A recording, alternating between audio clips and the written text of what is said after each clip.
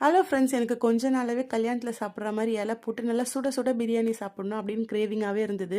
அதுக்காக ஹஸ்பண்ட ரொம்ப தொல்ல பண்ணி காலடிப்பேட்ல இருக்க மெட்ராஸ் கல்யாண பிரியாணிக்கு தான் கூட்டு போயிருந்தேன். ஆம்பியன்ஸ் வைஸ் பார்த்தீங்கன்னா ரொம்பவே நல்லா இருந்தது. சரி பிரியாணி கல்யாண பிரியாணி பேக்கேஜ் அப்படின்னு சொல்லிட்டு காமிச்சாங்க. அது பார்த்தீங்கன்னா பெர் ஹெட்டே வந்து 450, 500 இருந்தது.